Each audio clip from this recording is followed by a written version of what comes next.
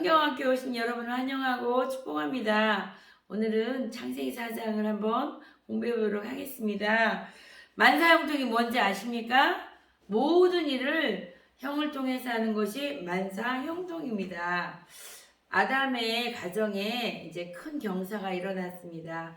선악과를 따먹고 에덴 동산에 쫓겨난 것은 굉장히 불행한 일이지만 하나님께서 이 가정에 위로를 주셔서 두 아들을 주셨는데요. 큰 아들은 가인이고 작은 아들은 아벨입니다. 제가 성경 4장 본문 말씀을 좀 읽어드리겠습니다.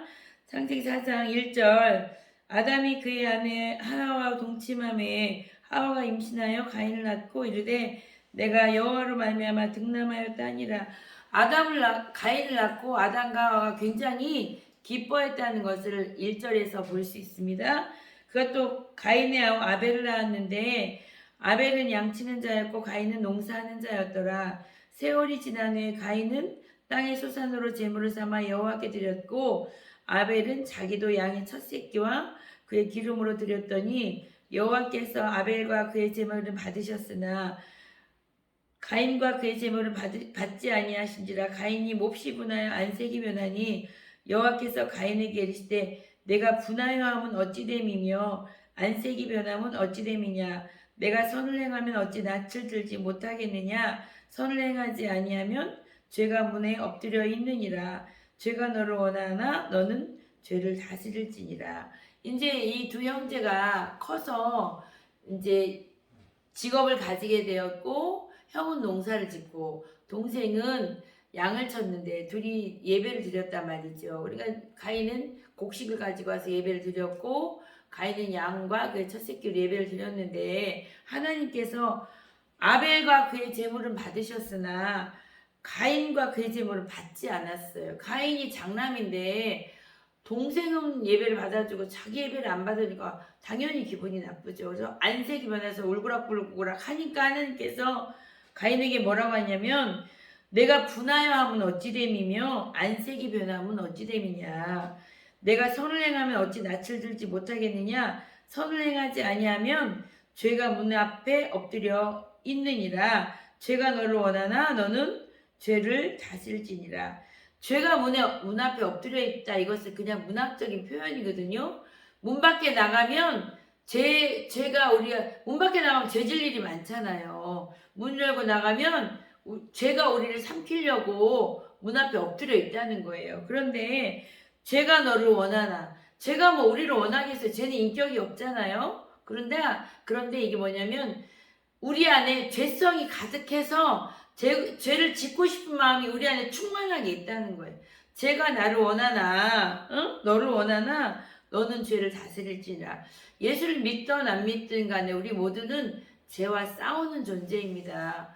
게으름과 싸워야 되고, 방탕함과 싸워야 되고, 술 먹는 거랑 싸워야 되고, 담배 피는 거랑 싸워야 되고, 바람 피는 거랑 싸워야 되고, 우리 안에는 온갖 죄가 다 있는데, 죄가 나를 원합니다. 내 속에 죄 짓고 싶은 욕망이 충만하나 너는 죄를 다스릴지니라. 우리가 죄가 있으면 하나님께서 예배를 받지 않으십니다. 그러므로 하나님과 소통하기를 원하시면 죄 문제부터 해결해야 됩니다. 마태복음 18장에 보면 네가 예물을 드리려고 제사를 준비했다가도 너의 형제와 원망 들을 만한 일이 생각나거든 제물을 놓고 형제와 화해하고 예물을 드리라고 이렇게 써 있습니다. 우리가 형제와 함께, 이웃과 함께, 가족과 함께 싸우고 화해하지 않는 이런 미움의 상태에서는 하나님이 예배를 받지 않으십니다. 그러므로 죄가 너를 원하나 너는 죄를 다스릴지니라고 하나님께 친절하게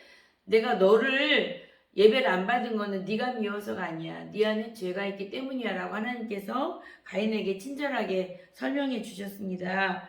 근데 가인이 회개했을까요? 다음 8절에 한번 읽어드릴게요. 가인이 그의 아우 아벨에게 말하고 그들이 들에 있을 때 가인이 그의 아우 아벨을 쳐 죽이니라. 동생한테 야 돌로 놀러가자 이렇게 꼬셔가지고 아무도 안 보니까 돌로 동생을 쳐 죽인 거예요.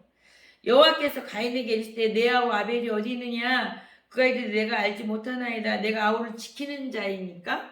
하나님은요 무소부재하시기 때문에 다 보고 계셨어요. 근데 하나님이 이제 가인에게 회개할 기회를 주는 거예요. 너 동생 어디 있냐? 그러면 양심이 바른 사람 같으면, 양심의 가책을 느꼈으면, 하나님, 제가 동생 예배는 받아주고 내 예배를 안 받아주고 속이 상하고 질투가 나서 제가 분을 못 이기고 동생을 죽였네. 하나님, 잘못했습니다. 이렇게 회개하기를 바라시고, 하나님께서 동생의 위치를 물어보는데 뻔뻔하게 내가 아우를 지키는 자입니까? 이러고 하나님 앞에 심히 뚝 떼고 하나님 앞에 덤비는 거예요. 그러니까 하나님께서 뭐라고 말하냐면, 하나님은 늘 그러신 것 같아요. 회개를 기다리시는, 하나님이 그걸 모르셔서 물어보는 건 아니잖아. 아는데 네 동생 아우가 어디 있냐 이렇게 물어보면 하나님은 회개를 기다리신다고 물어보는 거죠. 근데 이 사람이 회개하지 않으니까 이르시되 내가 무엇을 하였느냐, 내 아우의 핏소리가 땅에서부터 내게 호소하느니라. 땅이 그 입을 벌려서 내 손에서부터 내 아우의 피를 받았은즉 내가 땅에서 저주를 받으리니. 이 땅이 동생의 피를 받았으므로 이제 이 땅이 저주받아서 농사를 져도 농산물을 내주지 않는다는 거예요. 이게 이제 가인이 받는 벌이에요. 내가 밭을 갈아도 땅이 다시는 효력을 내게 주지 아니할 것이요 너는 땅에서 피하며 유리하는 자가 되리라. 이제 회개하지 않았기, 하나님 분명히 회개할 기회를 주었는데도 회개하지 않았기 때문에 이제 가인이 어떻게 돼요? 직업을 잃어버려요. 농사 짓는 사람이 씨를 뿌려도 땅에서 싹을 안 내주면 이제 실직하는 거지. 직장을 잃어버리게 된 거예요. 가인이 여호와께 아뢰되 내 벌이 지기가 너무 무거우니이다. 이제 이 정도쯤 오니까 이제 가인이 하나님, 나 너무 힘들어요. 나 좀 봐주세요. 이렇게 하나님 앞에 호소하는 거예요. 주께서 오늘 이 지면에서 나를 쫓아내시온즉 내가 주의 낯을 배웁지 못하리니 내가 땅에서 피하며 유리하는 자가 될지라 물은 나를 만나는 자마다 나를 죽이겠나이다.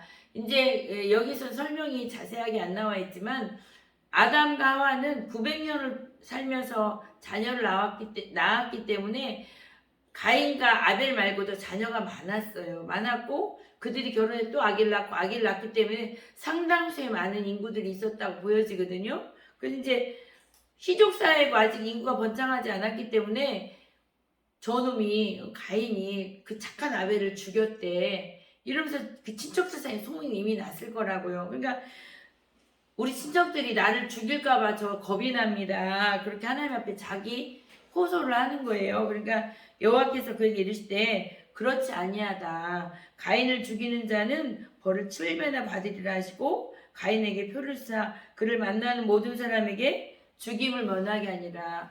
친척들은 분명히 죽인 아벨이 불쌍하고 동생을 죽인 가인에게 분노해서 죽일 수도 있었다고. 너도 한번 죽어봐 이놈아. 응? 동생을 어떻게 하면 무자비하게 돌로 쳐 죽이냐 이러면서 가인을 돌로 쳐 죽일 수 있으나 하나님께서는 가인에게 어떤 맞지 않은 어떤 표를 주신 것 같아요. 이렇게 이 표를 내밀면 사람들이 너를 죽이지 못할 거야. 그래서 만약에 이 가인을 죽이는 자는 내가 가인이 받을 벌에 7배나 더하게 할 거야. 이런 어떤 표를 주셨기 때문에 그 일가 친척들이 가인을 죽이지 않고 가인이 생명을 연장할 수 있도록 하나님이 자비를 베푸시고, 하나님 정말 사랑이 많으시죠.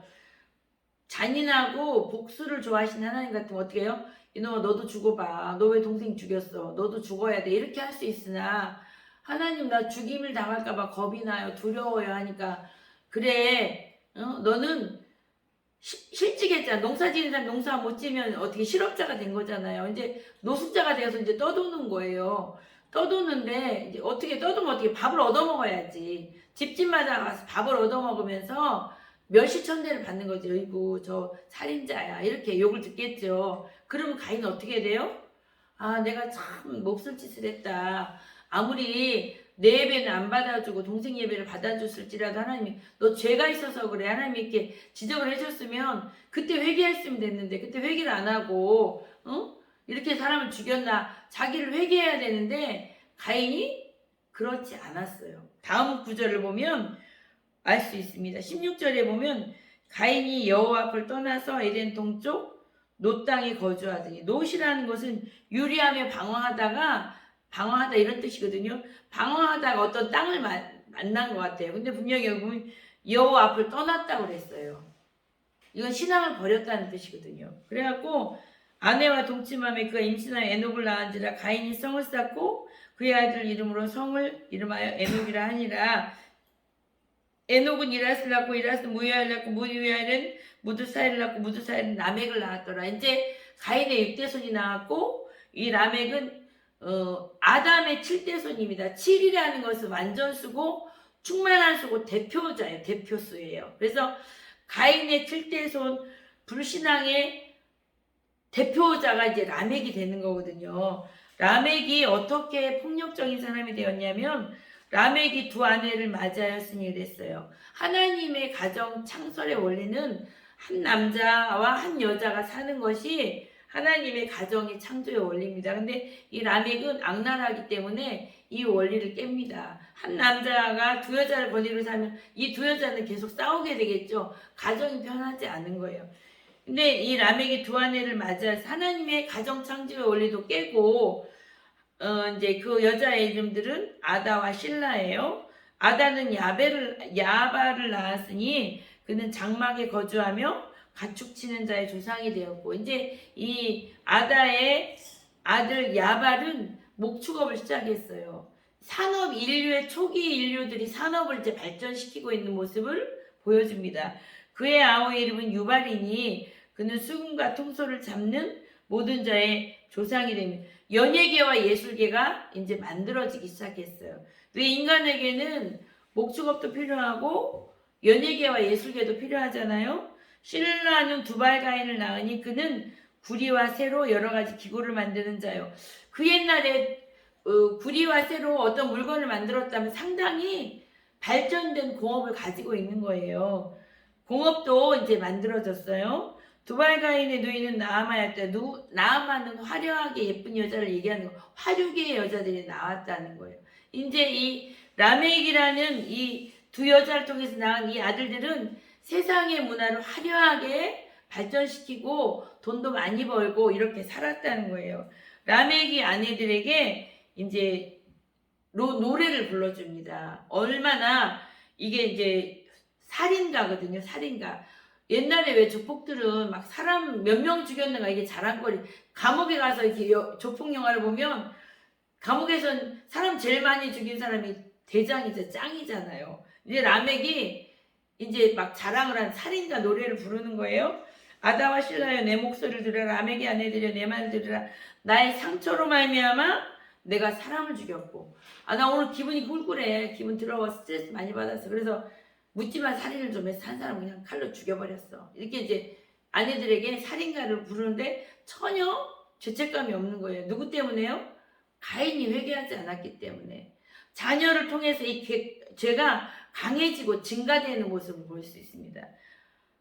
내가 사람이 속이 상해서 내가 사람을 죽였어. 묻지마 살인했어. 이러고 나의 상황으로 말미암아 소년을 죽였어. 이게 더 가관입니다. 왜냐하면 내가 속이 상하고 스트레스 받아서 분풀이로 어린 아이를 죽였다는 거. 소년을.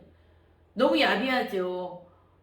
왜 장성한 어른이 왜 아이를 왜 죽입니까? 그만큼 양심이 화인 맞았고 거칠어지고 폭력적인 사람이 나왔다는 거예요.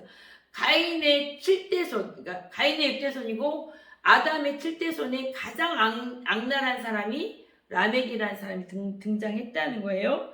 이 사람이 뭐라고 또 비양심적인 말을 하냐면 라멕을 치는 사람은 벌을 7배 받는데 라멕을 나를 공격하는 사람은 하나님 벌을 77배나 줄 거야. 그러니까 니들 내가 사람 죽였다고 나한테 욕하지 마. 나를 죽이려고 하지 마. 니들 나 죽이면 하나님 너를 77배나 벌을 더 줄 거야. 이렇게 하면서 비양심적이고 폭력적인 노래를 불렀다는 거예요. 그러니까 이 당시 상황이 얼마나 폭력적이고 악랄한 그런 사단의 문화가 뭐와 함께 발전해요? 악한 죄의 문화가 세상의 경제적인 문화와 함께 발전하는 거예요. 목축업도 발달하고 연예계도 발달하고 기구 만드는 공업도 발달하고 이렇게 세상 문화 발달함과 인간이 악랄하고 폭력적으로 발전하고 있었더라. 누구를 통해서? 가인의 후예들을 통해서. 근데 이제 아담이 얼마나 가슴이 아팠겠어. 자기가 선악과 따먹은 그 죄로 말미암아 사단이 인간에게 들어왔거든요.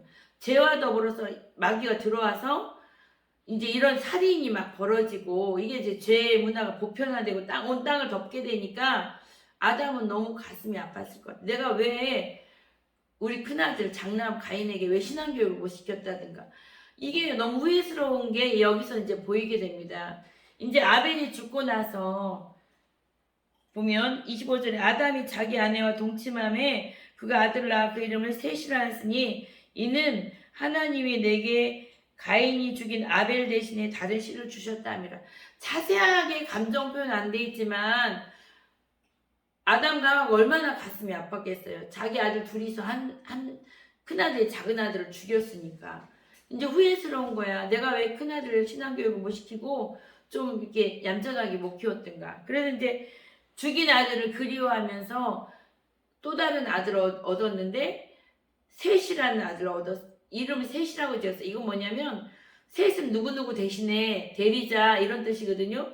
그러니까 너는 셋아 너는 가인을 본받지 말고 네 죽은 형 아벨처럼 아벨 대신에 네가 아벨의 역할을 대신해주고 아름답고 훌륭한 신앙인이 됐으면 좋겠다는 자기 부모님들의 바람이 이 아들 이름에 녹아있는 겁니다. 너 아벨 대신에 너를 낳았어. 너는 아벨처럼 하나님을 잘 섬겨야 돼. 하나님 잘 믿어야 돼. 예배자가 되어야 돼. 이렇게 셋의 이름에 자기 신앙 고백을 하는 것을 볼 수 있습니다. 셋도 아들을 낳고 이름을 에노스라 하였으니 에노스라는 것은 병약하다, 연약하다, 죽을 수밖에 없는 존재다 이런 뜻이거든요. 왜 셋은 그 귀한 아들을 낳아놓고 너는 병약해, 죽을 수도 있어, 허약해. 왜 이런 고약한 이름을 지었을까요? 그 당시 이 라멕으로부터 이 세상의 모든 사람들이 죄악을 밥 먹듯이 저지르고 회개도 안 하고 강하잖아. 그들은 느낌이 어때요? 조폭처럼 강할 것 같다고요. 강하지 않았겠어요. 돈도 많고 힘도 세고 이랬는데 이 셋이 자기 아들을 에노스라고 친 거. 너는 연약한 자야. 하나님을 의지해야 돼. 우리는 하나님을 믿고 하나님의 의존적인 존재야. 우리는 언제 죽을 수밖에 없는 언젠가 우리가 죽잖아요. 그러므로 언젠가 하나님 만나야 되기 때문에 우리는 강한 존재가 아니야. 하나님 믿어야 되는, 하나님 의지해야 되는 연약한 존재야. 이런 뜻으로 자기 아들의 이름을 에노스라고 지었다고요. 이게 에노스가 깨어지기 쉽다, 약하다, 질병에 걸리다, 연약한 사람이다. 인간은 숙명적으로 연약한 사람이다라는 것을 자기 아들을 이름 통해서 신앙 고백을 하고 우리는 연약하고 깨어지기 쉬운 그릇이기 때문에 하나님 잘 믿어야 된다 하고 이 이름 안에다 신앙 고백을 한 것을 우리가 볼 수 있습니다. 이것은 치료가 거의 불가능한 이 라멕의 후손들이 이 문화가 보편적으로 타락했을 때 이 고통 가운데 신음하는 그런 아담의 그 셋과 에노스의 상태를 고통스럽다는 거죠. 왜? 죄악된 인류의 한계 상황이 우리 앞에 와 있기 때문에 얼마나 라멕이 살인을 하고도 죄책감 없이 살인가를 막 부르고 한 남자가 두 여자를 거느리고 살고 이게 죄악이 보편화되고 강해졌다는 거죠. 아담 타락 이후에 거세게 밀려오는 죄악으로 말미암아 이제는 여호와를 찾지 않고는 우리가 살 수 없다는 신앙 고백이 에노스에 묻어 있습니다. 여러분 한번 생각해 보십시오. 아담은 분명히 가인을 통해서 얻은 교훈이 많았습니다. 우리가 가인을 키울 때 장남이라고 너무 사랑만 해주고 너무 기만 살려줬지 신앙교육을 못했다. 우리 귀한 아벨이 죽었으니까 이 신앙을 본받은 아벨 같은 신앙을 가진 아들을 키우기 위해서 이름도 아벨 대신에 너는 셋은 뭐예요? 너는 아벨처럼 살아야 돼 이런 얘기잖아요. 아벨 대신에 얻었으므로는 아벨처럼 살아야 돼 이렇게 하고 셋도 자기 자녀의 이름을 너는 연약한 자야 깨어지기 쉬운 존재이므로 하나님 잘 의존하고 하나님 잘 믿어야 돼 이러면서 이제 아담과 하와가 그 큰아들에 대한 아픔 자기들이 불신앙을 보고 가인은 죄악을 저지른 거고 자기들이 이제 진짜 회개하는 거죠. 창세기 3장에서 선악과 따먹고 하나님을 거역하고 하나님을 대적했던 그 죄 때문에 가인이 이렇게 악하고 불신앙의 대표적인 사람이 되었다는 것을 뒤늦게 아담이 깨닫기 시작한 거예요. 그래서 자기 죽은 아들 아벨 대신에 셋을 낳았고 셋도 또 자기 아들 낳아서 너는 연약한 그릇이야. 깨어지기 쉬운 존재야. 우리는 언젠가 죽는 존재이기 때문에 하나님 잘 믿어야 돼. 이렇게 이름 안에 자기들의 신앙의 고백을 이렇게 한 것을 볼 수 있습니다.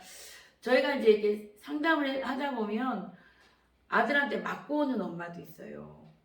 그리고 막 자녀들이 막 이혼하고 막 엄마한테 빚 갚으라 뭐 이혼하고 애들 키우라 이러고 막 엄마한테 재산 다 뺏어가고 막 회개하지 않는 이런 자녀들을 엄마들이 가끔 오거든요. 그리고 보면 자기들이 이제 한탄하는 거야. 내가 어떻게 저 아들 낳고 미역국을 먹었나? 어? 이렇게 하는 엄마들이 가끔 있으시거든요. 그래서 우리가 정말 이렇게 성경을 통해서 배워야 되는 교훈이 무엇입니까? 자녀들이 어렸을 때 국영수만 가르칠 것이 아니고 하나님 살아계심을 가르치고 우리 연약한 존재고 깨어지기 쉬운 존재이기 때문에 예수 잘 믿어야 된다. 하나님 잘 믿어야 된다. 이런 신앙교육을 잘 하실 수 있는 저와 여러분이 되기를 주님의 이름으로 축복합니다. 제가 기도하고 마치겠습니다. 기도하겠습니다. 살아계신 하나님 아버지 감사합니다. 아담이 하나님 말씀 듣지 않고 선악과를 따먹은 이후에 자기들의 뿌린 씨앗으로 말미암아 가인과 같은 아버지 죄악에 물든 자녀들을 낳았고 그 자녀들은 또 라멕과 같은 기가 막힌 아버지 폭군을 낳아서 이 온 땅의 문화들이 타락하고 폐역하고 아버지 깡패 문화가 번진 것을 우리가 보고 있습니다. 그런 아담이 후회스럽고 가슴 아프고 회개하는 마음으로 아벨 대신에 아들을 얻었을 때 아벨의 신앙을 본받으라고 셋이라는 이름을 지어주고 셋도 에노스를 이름을 지어주면서 우리 연약한 존재고 깨어진 이 쉬운 존재고 하나님 앞에 잘 의지하는 그런 생명 가진 자가 되게 해달라고 아들들의 이름을 통해서 신앙 고백하는 것을 우리가 보았습니다. 우리도 자녀들 어렸을 때 신앙 교육을 잘 시켜서 우리들의 자녀로 말미암아 하나님 나라의 큰 일꾼 되어지는 귀한 아들을 낳을 수 있도록 기를 수 있도록 하나님 저희들에게 세임 주시고 아버지 시간이 지나기 전에 자녀들을 잘 양육하게 하여 주옵소서. 하나님의 영광을 위해서 쓰임 받을 수 있는 성령 충만한 자녀들을 키워내게 하여 주옵소서. 반드시 그렇게 될 줄 믿사옵고 거룩하신 예수님 이름 받들어 감사하며 기도올려 싸움나이다. 아멘. 감사합니다. 다음에는 또 창세기 5장을 가지고 여러분과 만나보도록 하겠습니다. 감사합니다. 다음 시간에 만나요.